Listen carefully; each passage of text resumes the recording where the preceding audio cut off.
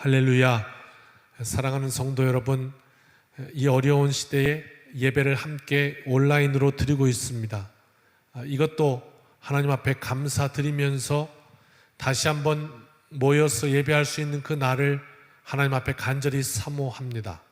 또 그렇게 우리의 믿음을 잃지 않도록 더 뜨거운 마음과 열정으로 하나님 앞에 나아가는 우리 모든 성도들이 되시기를 바랍니다. 오늘 말씀의 상황을 풀고 그리고 우리 함께 그 말씀에서 영감과 성령의 음성 메시지를 듣겠습니다. 이제 바울과 13절과 14절입니다. 그 일행들이 바보에서 버가로 이동했습니다. 그런데 13절 보니까 그 이동하는 가운데 하나 사건이 일어나죠. 이 마가 요한이라는 사람이 무슨 일인지 모르겠는데 난 이제 더 이상 못하겠습니다. 그리고 그만 집으로 가버립니다. 예루살렘으로 돌아가는 일이 발생했습니다. 이 사건으로 말미암아 아마 여러 가지 일이 일어났겠죠. 예상했던 바로는 그 전도 여행을 떠났던 일행들의 그 사기가 많이 떨어졌을 수도 있고요.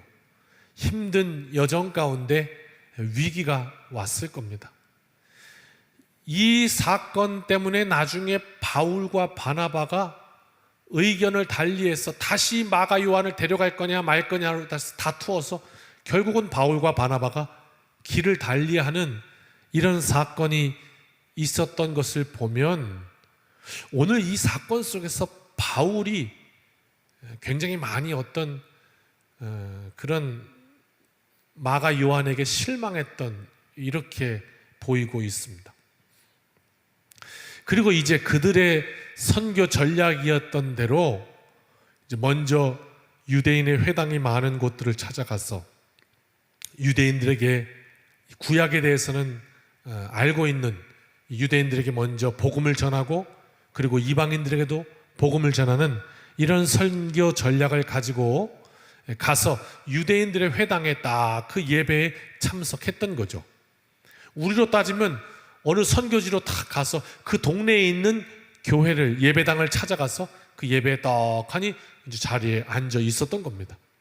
그때 이제 15절과 16절 예배 선지자의 글을 읽었다, 율법을 읽었다. 이 율법은 이제 모세 오경, 창세기, 출애굽기, 레위기, 민수기, 신명기 이걸 말하잖아요. 그걸 탁 읽고 그리고 이제 선지자의 글을 또 예언서를 탁 읽고 그리고 있는데 회당장들이 이제 담임 목사죠. 그 동네 딱 보아하니 낯선 사람들이 와서 예배에 참여했단 말이에요.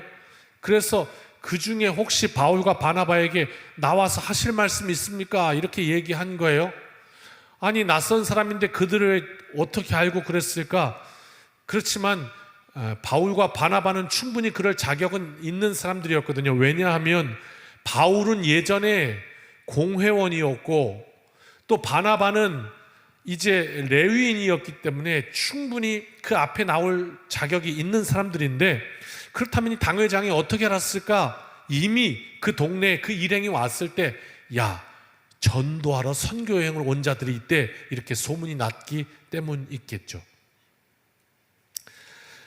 보통 지금 바울이 일어나 16절에 말했는데 유대인들은요 이렇게 나와서 권면하거나 말을 할 때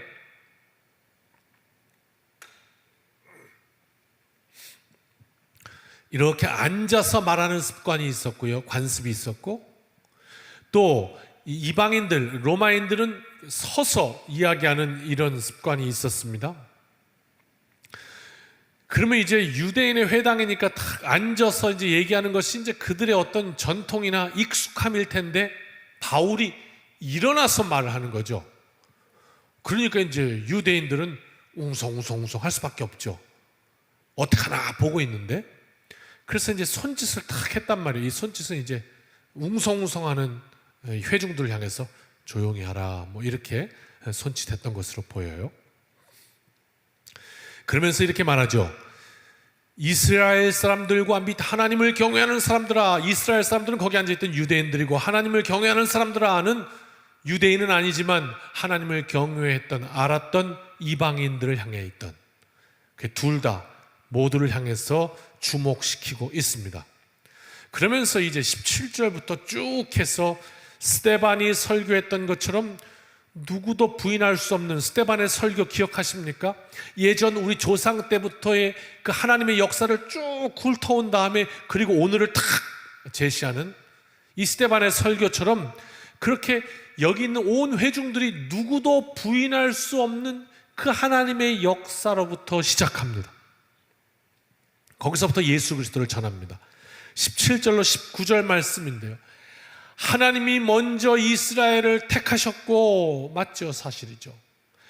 애굽 땅에서 나그네 된 그 백성, 포로되었던 그 백성을 높여서 큰 권능으로 그 어마무시한 권력의 바로로부터 끄집어내셨고, 그러나 광야에서 가나안으로 믿음으로 이끄셨을 텐데 불순종하고 원망하고 불평하던 그 백성들 40년 동안이나 그것을 참아주시고 끝내 가나안 땅에 이르게 하셔서 그 땅을 약속대로 기업으로 주셨다. 거기까지 450년이 걸렸다. 이렇게 말씀하고, 그리고 20절부터 22절 그 후에 사무엘 때까지 사사, 하나님의 뜻을 전달하는 사사를 주셔서 백성들에게 하나님과 소통하게 은혜를 주셨고, 삼손, 입다, 드보라, 온니엘, 에훗, 삼갈, 기드온, 야일 등등 계속해서 하나님의 사람들을 통해서 하나님의 음성을 주셔서, 그럼에도 불구하고 사사기를 보면 계속해서 은혜 주셔서 사사를 주시지만 이스라엘 백성들은 다시 또 타락하고 하나님이 징계를 주시고 그 어려움 가운데 다시 하나님 한 번만 살려주세요 그러면 다시 또 사사를 보내셔서 하나님의 뜻을 전달하고, 이 패턴 가운데 끝내 이스라엘 백성들이 그러면 이거 봐라, 이렇게 몇 바퀴 돌고 나니까 하나님의 뜻을 잃어버리면 우리 죽는다, 이렇게 나와야, 이렇게 깨달아야 이 뭐가 좀 지혜가 있는 백성일 텐데, 그들의 입에서 나왔던 말이 뭔지 아십니까? 우리의 구원과 이 땅에서의 생명은 하나님께 있습니다, 이렇게 마땅히 고백할 줄 알았는데 그 백성들 입에서 나온 소리는 뭐냐면 우리에게 왕을 주십시오 그랬단 말입니다. 왜? 지금 이렇게 어려움이 오는 것이 하나님께로 돌아가야 답이 있다, 이렇게 답을 모르고 옆 나라는 보니까 잘 되는데 왜 우리만 이렇게 계속 어렵냐, 가만히 보니까 옆 나라들은 왕이 있는데 우리한테 왕이 없어서 그래. 참 이런 분석은 잘합니다. 그런데 영적인 분석을 하지 못해요. 왕이 없어서가 아니라 하나님이 왕 되시지 못했기 때문인데 엉뚱한 곳에 가서 답을 찾아요. 오늘 말씀의 제목이 뭡니까? 세상을 뒤집어야 그리스도가 보인다. 자꾸 세상에 가서 답을 찾는 거예요. 옆집 보니까 뭐가 있어서 잘 되는데 난 그게 없구나, 하나님 그걸 주십시오. 아니요, 문제는 내 믿음인데, 하나님이 내 주인 되셔야 해결되는 문제인데 사사들을 통해 그렇게 가르쳐 주셨건만, 그렇게 가르쳐 주셔도 이 이스라엘 백성들은 왕을 주십시오 그랬단 말이에요. 하나님이 얼마나 답답하셨을까. 그럼에도 불구하고 왕을 주셨습니다. 베냐민 지파 사람 기스의 아들 사울을 주셨습니다. 21절에 40년간 주셨다고. 그 통치 가운데 사울은 40년으로 막을 내리고 패하시고 다윗을 세우십니다. 그리고 23절부터 25절입니다. 다윗의 혈통에서 메시아인 그리스도를 이 땅에 오게 하셨습니다. 또 그 다음에 보니까 여기 앉아있는 모든 사람들이 다 인정하고 있는 그가 누구였냐면 요한이었어요. 세례 요한. 존경받는 사람이었고 권위가 있는 사람이었어요, 당시에. 그 세례 요한에 뭐라고 그랬느냐? 너희들도 다 인정하지 않느냐? 그러면서 세례 요한이 말하기를 나는 그분의 신발끈도 풀지 못합니다. 그것도 감당하지 못합니다 하였으니 그가 바로 예수 그리스도입니다. 이렇게 전하는 거예요. 이것이 오늘 그 회당을 방문하여 전했던 바울의 메시지였습니다. 세상을 뒤집어야 그리스도가 보인다. 안 그러면 안 보여요. 세상에 대해서 감추어져 있단 말입니다. 비밀이라고 말하죠. 마치 숨은 그림 찾기를 보면 안 보여요. 찾고자 할 때 보여요. 오늘 이 세상 가운데 살아가는 모든 우리 그리스도인들에게 찾으라. 그러면 찾을 것이요 그랬습니다. 세상을 뒤집어야 그리스도가 보입니다. 뒤에서부터 한번 오늘 말씀, 이것이 오늘 말씀의 내용인데 한번 살펴보며 그 증거 삼겠습니다. 24절 25절 예수님이 오시기 바로 전에 세례 요한이라는 사람이 있었습니다. 그가 먼저 활동했습니다. 이 세례 요한이라는 사람이 요단강에서 사람들에게 회개의 세례를 베풀었습니다. 그의 말에 의하면 그는 그리스도가 아니었습니다. 그리스도 앞에서 외치는 광야의 소리라 하였습니다. 나는 내 뒤에 오신 그리스도 그의 신발끈도 풀지 못한다 하였습니다. 그리고 그의 메시지와 그의 모든 삶에 대하여 사람들은 존경했습니다. 요한을. 그리고 함부로 하지도 못했습니다. 사람들이 따르고 여론이 따르고 백성들의 무게가 실리니까 그것을 주의 깊게 보는 이들이 있었습니다. 누구냐면 권력자였습니다. 권력자들은 이 요한이 눈에 가시가 되었습니다. 왜? 사람들이 자꾸 따라가니까. 그래서 이 권력이었던 헤로디아가 요한의 이 한마디가 자신의 심기를 불편하게 하고 자신의 자리를 위태하게 하니까 이 요한을 죽이기로 결심하고 헤롯의 생일날 자신의 딸이었던 살로메를 그 앞에 춤추게 해서 이 왕이 너무도 기뻐서 네가 나한테 내가 너에게 무엇을 주랴? 잠시만요, 어머니한테 물어보고 올게요. 어머니가 요한의 목을 구하라. 쟁반에 그 목을 담아주소서. 결국 요한은 그렇게 순교하였습니다. 그러나 모든 백성들은 그 요한을 존경했죠. 그만큼 요한은 권위가 있는 인물이었고 존경받는 인물이었습니다. 질문은 여기에 있습니다. 그렇다면 왜 이 지금 앉아있는 유대인들과 하나님을 경외하는 이들이 왜 요한은 존경하고 요한은 신뢰하고 요한의 말은 귀담아 들으면서도 그가 전했던 그 그리스도는 왜 거부하냐? 왜 그 예수는 십자가에 못 박아 죽였느냐? 왜입니까? 아니 그의 말을 신뢰하면서 정반대의 행동을 하는 이유는 도대체 무엇입니까? 너무도 명확하게 예수 그리스도를 전했음에도 불구하고 사람들은 예수를 십자가에 못 박으라고 소리쳤습니다. 세상을 뒤집지 못하니 그리스도가 보이지 않았던 것입니다. 무슨 이야기냐면 요한의 말은 알았습니다. 알지만 세상을 따라갔습니다. 그가 전하는 그리스도에 대해서는 인정하겠는데 세상을 따라갔어요. 이게 뭐죠? 오늘은 보이는데 내일은 안 보이는 거예요. 세상을 뒤집지 못하니 그리스도가 안 보이는 거예요. 그냥 당장 내 근시안적인 시각, 세상에만 묶여 있는 것이죠. 나의 메시아가 되려면 오늘 밥을 줘야 돼요. 오늘. 나는 오늘이 급하다고, 지금이 급하다고요. 지금 나한테 구원을 줘야 돼요.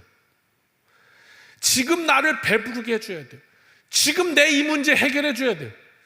지금 이거 아픈 거 없어져야 돼요. 지금 내 욕심과 욕망을 채워줘야 되는데, 이 예수를 따라다니다 보니까 그게 아닌 것 같아. 그게 아닌 것 같아요. 이 사람이 지금 나한테 뭔가를 주려면 이 로마 정부에 뭔가 구테타를 일으켜서 뒤집어 엎고 권력을 장악하고, 그래야지 뭔가 좀 나한테 좀 뭐가 떨어지겠는데, 보니까 그럴 가능성이 안 보여요. 세상적으로 분석하니까 십자가에 못 박았던 거예요. 영원히 구원을 주시러 오신 그 메시아를 십자가에 못 박아요. 여러분 생각해 봅시다. 우리가요, 학생 때 말이에요, 참 공부하기 싫잖아요. 놀고 싶고 쉬고 싶고.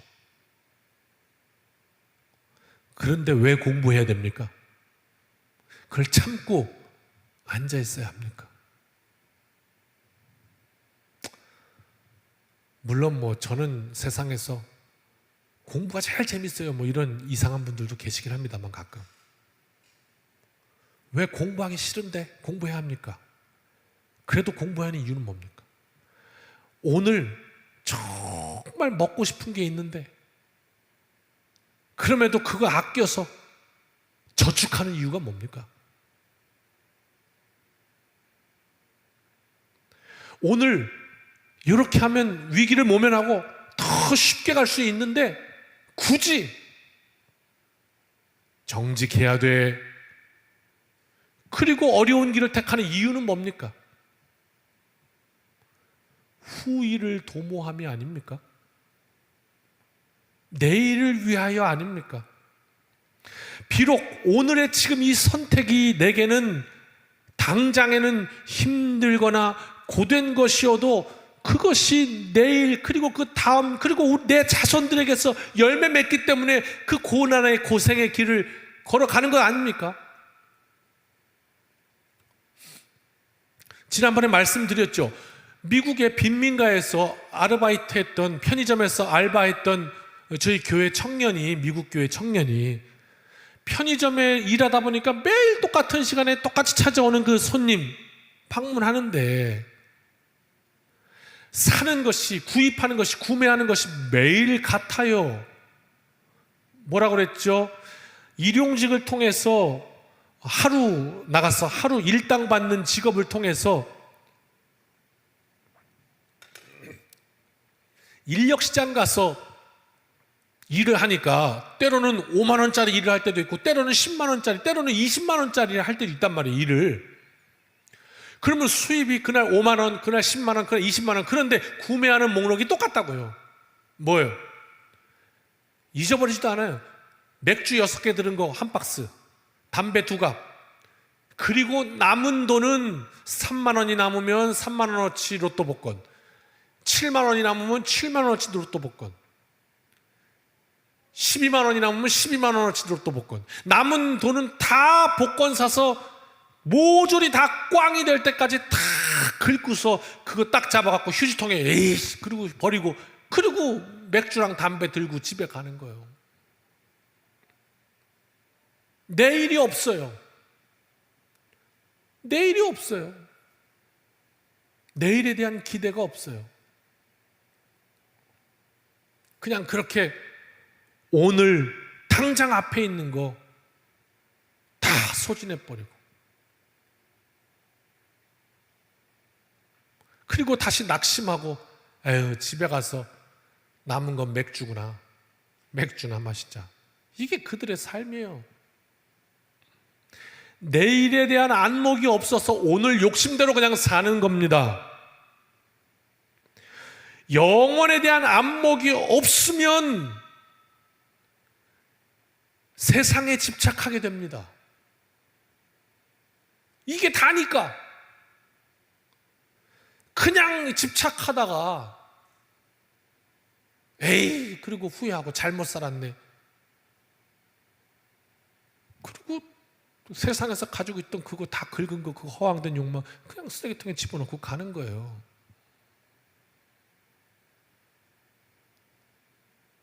그래서 이 사람들이 자기들이 존경하고 신뢰하는 사람인 요한이 말한 것인데도 불구하고,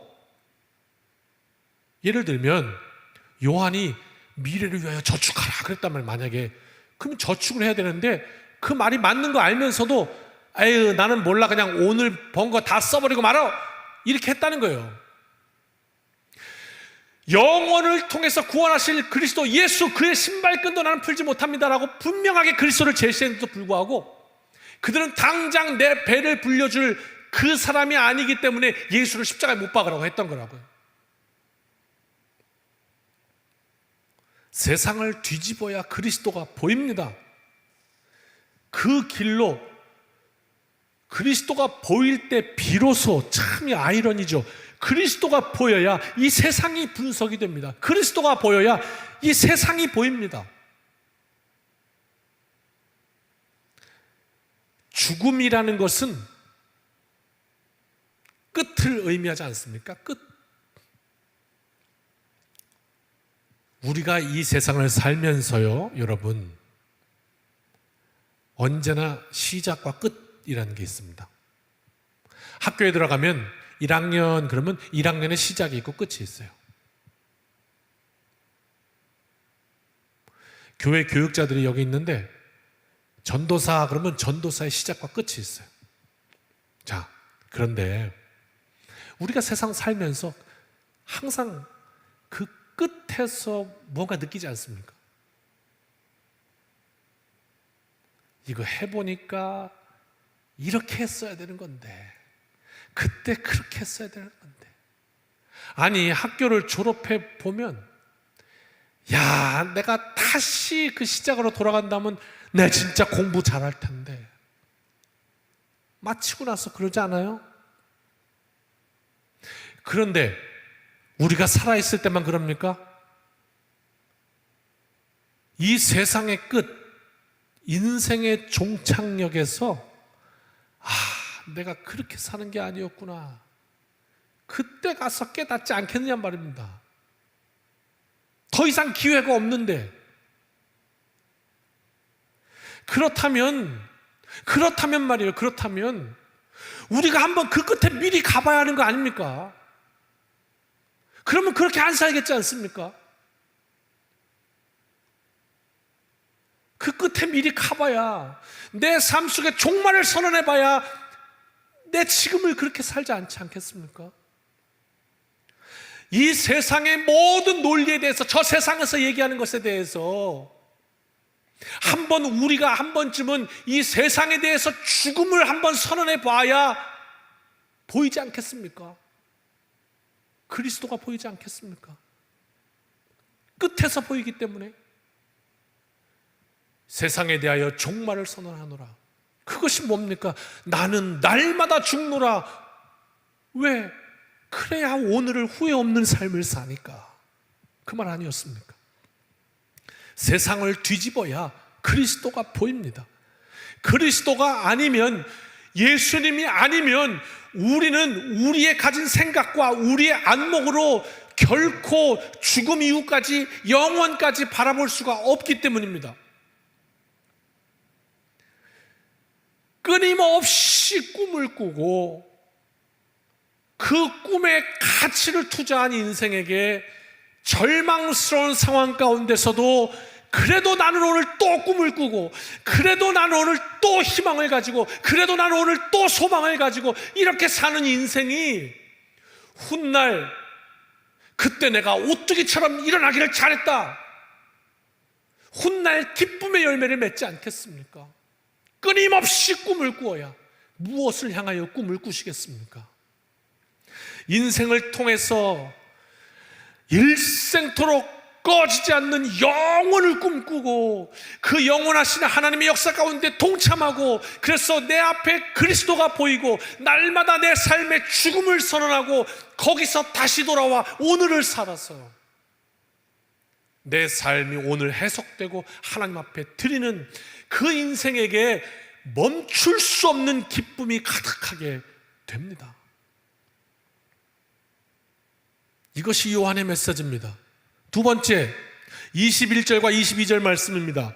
그 다음 이제 오늘 말씀은 사울과 다윗을 비교하고 있습니다. 기스의 아들 사울,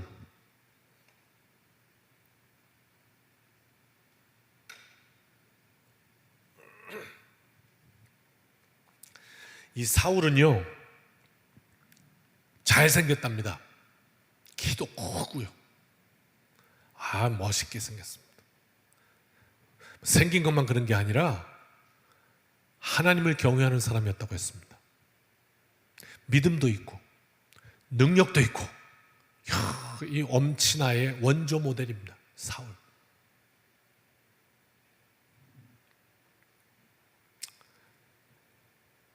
왕이 된 후에도 승승장구하고 한참 잘 나가던 시절도 있었습니다. 그러다가 그 사울이 결국 무너지고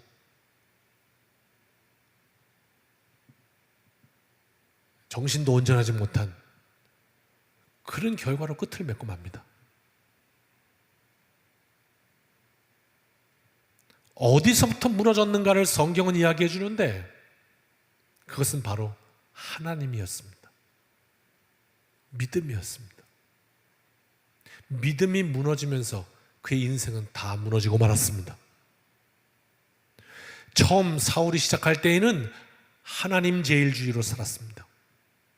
하나님을 섬겼습니다. 그때 하나님께서 그와 함께 하셔서 승승장구하는 인생을 살았습니다. 그러나 어느 순간부터 그는 인본주의로 넘어가고 맙니다. 사람을 인식하기 시작합니다. 사람을 의식합니다. 그러다 보니까 사울은 천천히요, 다윗은 만만이라 그 소리를 듣지를 못하는 겁니다. 여론이 넘어가는 것을 견디지 못합니다.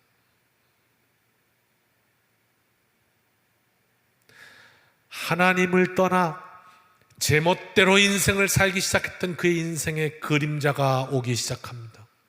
인본주의라는 독이 그 인생을 잡아먹었습니다. 그게 뭡니까? 세상이었습니다. 세상을 뒤집어야 그리스도가 보이는데 반대로 그리스도를 알던 인생이 뒤집어서 세상으로 가서 망하는 경우도 있습니다. 그가 바로 사울이었습니다. 그 뒤에 곧바로 이어서 나오는 이야기가 다윗입니다. 다윗을 향해서 성경은 하나님의 마음에 합한 사람, 하나님의 사람 이렇게 얘기해요. 그리고 그를 소개하기를 이새의 아들이었다고 소개합니다. 무슨 말입니까? 양치는 집안이었단 말입니다. 그냥 보잘것없는 그냥 그런 집안이었다는 거예요. 그것도 그 양치는 집 막내 아들, 제일 비리비리하고 작고 그냥, 그래서 그냥 왕 될 만한 사람 찾으라고 그냥 선지자를 보냈더니 그 이새가 자기 아들 중에 그래도 쓸만한 놈은 장남이지. 그래서 장남 됐더니 아니요. 그 다음에 차남, 얘는 괜찮을까? 아니요. 얼마나 용기를 잃었겠습니까? 잘난 놈들 다 보여줬는데 다 아니라 그러니까 또 없어. 있긴 합니다만 걔는 그냥 보잘것 없고 그냥. 그런데 그 보잘것 없는 막내 아들 다윗에게 이 사람이요, 그리고 기름 붓지 않습니까? 무엇이었겠습니까? 세상적으로 보면 그에게 기름 부으면 안 됩니다. 세상을 뒤집어야 하나님의 역사가 보입니다. 놀랍지 않습니까? 세상을 따르자면 이새의 집에 가야 할 이유도 없습니다. 양치는 집 못하러 갑니까? 권세 있는 집안 찾아가야지. 세상을 뒤집어야 하나님의 역사가 이루어집니다. 왜 그랬을까? 나중에 나오잖아요. 훗날 다윗이 골리앗 잡으러 뛰어나갈 때 왕이 어떻게 너 그럴 수 있냐 했더니 저놈이 하나님의 이름을 모욕하잖아요. 내가 비록 양을 치는 사람이었지만 양을 치다가도 그냥 오문 확 이렇게 덤볐다고요. 어떤 용기가 났을까요? 그는 양을 치면서도 하나님 나와 함께 하신다, 그 생각이 있어서 하나님 나를 지켜주신다. 그래서 두려움이 없던 인생 아니었습니까? 그래서 그 마음속에 하나님을 경멸하는 블레셋 사람 골리앗을 향해서 목숨을 다해 싸울 하나님에 대한 신뢰와 열정이 누구보다 큰 사람, 나는 믿음으로 인하여 내 생명을 걸 수 있는가? 이 질문 아닙니까? 세상으로 보면 뭐예요? 하룻강아지요. 그냥 뻥 차면 나가 떨어질. 그런데 하나님이 보실 때에는 세상을 뒤집어 버릴 사람이었습니다. 오늘 말씀 가운데 내 가슴을 뛰게 하시고, 하나님, 세상이 보기에는 나 별거 아니라고 그래서 위축되고 내가 이렇게 약한데 내가 뭘 할 수 있을까 그럴지 몰라도 하나님 보시기에는 제가 세상을 뒤집을 만한 사람입니다. 그 믿음의 용기가 오늘 이 말씀을 통하여 솟아오르시기를 주님의 이름으로 축원합니다. 하나님은 그 다윗을 통해서, 그 보잘것없는 어린 조그만 그 다윗을 통해서 그리스도가 오게 하셨습니다. 다윗의 혈통을 따라 예수께서 오도록 하셨습니다. 오늘 바울이 전했던 메시지는 이것입니다. 사울과 바울이 이야기했던 건 도무지 세상으로는 하나님의 역사를 볼 수 있는 길이 없어요. 보이지 않아요. 세상을 시각으로 따지자면 다윗 아니고 사울입니다. 멋진 사람이잖아요. 집안도 괜찮아요. 그러나 세상이 뒤집어져야 다윗이 보이고 예수 그리스도가 보입니다. 그때 진정 하나님의 역사가 그 인생을 통해 꽃을 피우게 됩니다. 마지막 바울과 바나바, 그들이 세상적으로 말하면 지금 안디옥에 가서 그 고생해가지고 교회가 그렇게 큰 교회가 되고 사람들이 날마다 새신자들이 막 몰려오고 어마어마한 부흥을 경험하는 그 좋은 목회적 환경에서 폭발적인 부흥을 경험한 안디옥 교회의 그 편안한 목회, 신나는 목회, 즐거운 목회를 뒤로하고 부르심을 따라서 목숨을 건 1차 선교 여행을 떠났던 이유는 바로 이 바울과 바나바는 그 세상을 보는 것이 아니라 세상을 뒤집고 그리스도를 보았기 때문에 그 길을 갈 수 있었던 것입니다. 그로 인해서 그들은 내 모든 인생을 복음에 걸었던 것이고, 그래서 그 바울과 바나바의 그 선교 여정의 역사는 오늘 우리에게까지 전달된 것입니다. 온 세계에 복음의 씨를 뿌린 겁니다. 하나님의 역사로 충만케 한 겁니다. 만약 그들이 그때 세상의 안목이 갇혀서 그냥 안디옥 교회 여기가 좋사오니 그냥 여기서 나는 평생 목회하랍니다, 부흥하는데 좋은데요, 그랬으면 그냥 이 복음의 역사는 안디옥 교회로 끝났을 것입니다. 세상을 뒤집어야 그리스도가 보입니다. 하나님의 역사가 보입니다. 영원히 우리 앞에 있다면 그 하나님의 역사는 영원히 하나님 안에서 우리의 삶을 통해 이루어지는 하나님의 역사는 영원히 빛나게 됩니다. 가슴 떨리지 않겠습니까? 사랑하는 성도 여러분, 오늘 우리에게 주신 지금 이 시간이 얼마나 소중합니까? 세상을 뒤집어서 그리스도가 보이고, 그리고 그 그리스도께서 내 인생의 주관자, 내 인생에 항해하는 배의 선장, 키를 딱 쥐셔서 내 인생을 인도하시고 내 인생을 하나님 안에서 영원히 빛나게 하신다면 오늘 우리가 그 영광을 알고 또 그 영광을 보고 또 그리고 하나님의 그 영광을 빛내며 살아야 하겠습니다. 이 한 주간 이렇게 기도합시다. 주님, 비록 세상 가운데 살아 눈이 어둡습니다만 그러나 믿음의 용기로 이 세상을 뒤집어서 그리스도를 보게 하옵소서. 이렇게 기도하고 하늘의 능력 얻어 승리하는 능력의 이 한 주간 되시기를 주님의 이름으로 축원합니다. 아멘.